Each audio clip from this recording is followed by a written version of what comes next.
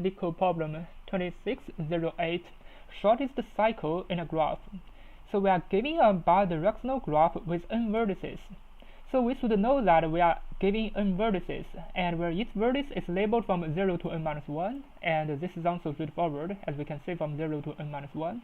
And we are also giving an edges array. So the edges array is bidirectionally connected. So for example, 0 and 1, it is bidirectionally connected, and 1 to 2, and 2 to 0, it's the same. And we're gonna return the length of the shortest cycle in the graph. If no cycle, we're gonna return a -1.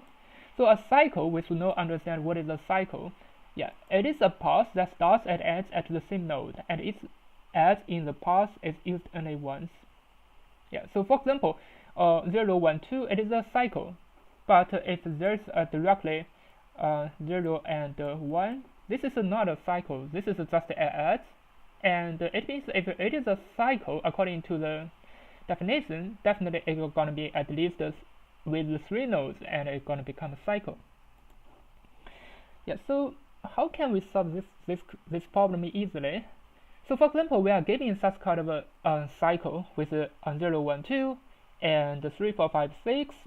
Now, how can we calculate it easily? Whether we're going to use a DFS or BFS, definitely we can solve the problem. So the straightforward way is that, so for example, we are going to calculate the cycle, yeah, in this cycle, in this graph maybe. Currently we are going to calculate from here. So basically, so for example, if we are starting from this node 3, it will go to 4, 5, and 6, and then it will go to 3. So why not we just disconnected? If we are going to calculate the cycle include one edge. So for example, we are going to calculate the cycle include the edge with 3 and 6. So our first step is that we're gonna disconnect 3 and 6, and then we can use BFS or DFS to directly calculate the cycle. So from 3 to 4 to 5 and to 6, because it is disconnected, so this node 3 will not directly go to 6 because we've already disconnected. So it means 3 will go to 4, 4 will go to 5, 5 will go to 6, and by using this way, we're gonna have a result which is gonna be like 1, 2, 3 edges. So 3 plus 1, it's gonna be the final result. So the length of the cycle gonna be 4. And similarly for this cycle, so the cycle gonna be 3, and we just need to return the minimum, which is gonna be 3. Yeah. So the basic idea is that we're gonna use this brute force. We're going to check each edge which include a cycle. Some of the edges which do not include a cycle, it doesn't matter. But if it includes a cycle, so for example 3 to 6, 6 to 4, 4 to 5, or 5 to 6, first of all we disconnected this one edge, and we're going to check if there's a cycle. If there's no cycle, definitely it's going to be a -1. If there's a cycle, we're going to update it. So for this example, we're going to update it to 4, and we're going to update it to 3, so we're going to be the final answer. And let's check the second example. In the second example, we're going to use the same idea. First of all, we're going to find an edge, because for a cycle, definitely it's going to at least include one edge, and then it's going to be something like this, and then it will go to this edge. So this is going to be our edge, so for example, A and B. But maybe there is an edge, but there's no cycle. This is okay. We just return -1. And for this single node, definitely for a single node, according to the problem question description, there's no cycle. It is okay because there's no self-cycle, so we don't need to check that. But if there is an edge, it may have a possibility that's gonna have a cycle. But we're gonna check 0 and 2, and we're gonna disconnect 0 and 2, and we're gonna use the BFS. But while we're using BFS 0 to 2, 0 can never reach to 2. That means there's no cycle. And for 0 and 1, we're gonna disconnect it. And yeah, let me just go back a little bit.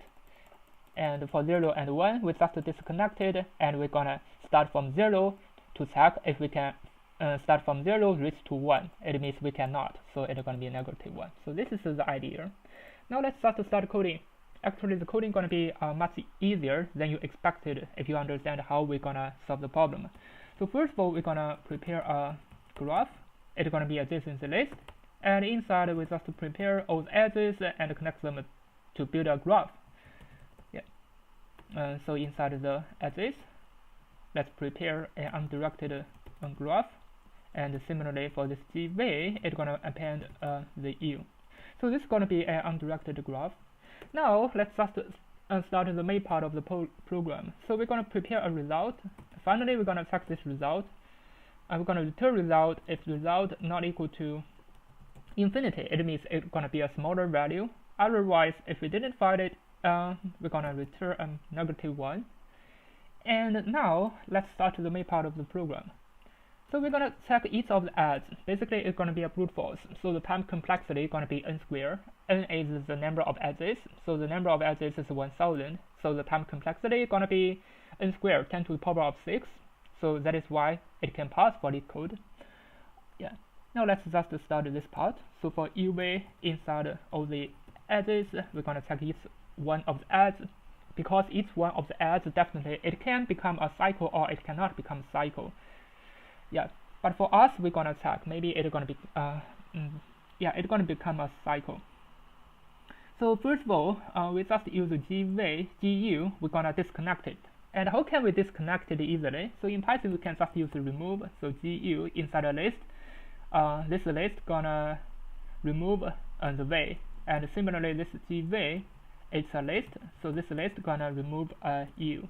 Yeah, this means we just disconnect the edges from U to V, and then we're gonna check the final result. It's gonna be the minimum of the result. I'm gonna use a BFS. So inside it's gonna be U and V. And after that, I need to recover it. So how to recover? It's the same. So GU gonna append this V, and GV gonna append the U. We just recover it, and we try one by one until we get the final answer. Now the last step is that we're gonna write a BFS. Yeah, so let's just write a BFS. It's just a normal BFS, but with two start point and end point. It's gonna be the start node U, add node gonna be V. So yeah, as always, we're gonna prepare a queue. Yeah, it's not a DFS, it is a BFS. Yeah. So inside the queue, let me prepare a start node. It's gonna be U, and I'm gonna prepare a distance. So the distance I'm gonna start from 0. And similarly for the visited set, it's gonna be a set. Inside I'm gonna put a node. It's gonna be U. It's gonna be the start. It's gonna be the start node. Now we can start the BFS. So while q node and dist gonna equal to q dot pop left, and we're gonna check the neighbor. So for neighbor in G node, if a neighbor not in visited, it means yeah, the visited gonna add this neighbor. And similarly for the queue, gonna append the neighbor with a distance +1, because finally we need to get the distance, I mean the length of the cycle. Yeah, if we didn't find it, we're gonna return infinity. It means we didn't find it, we're gonna return a -1. Otherwise, what if we find it? We're gonna check from here. We're gonna check this node. So if this node equal to V, it means we've already found it. Yeah. So if this node equal to V, we just need to return the distance +1. Yeah, because according to the BFS in this part, so from here, this is a 0, while it goes to 4, it becomes 1, while it goes to 5, the distance is going to become 2, while it goes to 6, the distance is going to become 3. But it can never go to 3 again, according to the problem, because while we go to U from V, we're going to add, so the distance is going to be 3. Yeah, but this 3 just means we're going to have 3 edges, 1, 2, 3. But actually we have 4 edges because we disconnected one edge, so we're going to need to +1 for the final return. Yeah. Now I think that's all for it. There's basically a little bit coding, but the coding should not be difficult if we understand what we are doing. Basically, this is building a graph, and this is also for disconnect an edge and get the result and connect the edge again and continue the next loop. Now let me just run it to check if there's any mistake. It seems it works. Now let me just submit it. Yeah, as you can see, it works and it's pretty fast. I think 192% is okay, and it is 1 second. It is okay. But basically, this idea is really easy to understand. I'm not sure if you up to now if you understand it or not. Definitely, this is the easiest way. I think, to solve the problem. First of all, we disconnect it, and then we can directly use the BFS for each of the edges.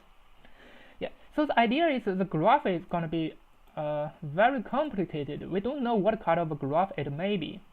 It's really difficult to check by one edge to check a cycle, and we also need to get the shortest cycle by using the BFS. But BFS is the best idea to get the shortest path.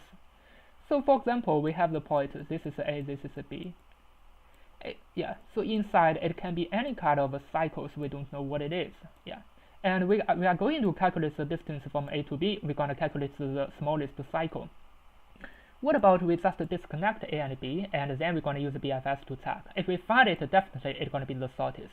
So this is why this idea is so important. And similarly, we're going to just use brute force to check all other possible cases. In this way, we can directly get to the shortest cycle.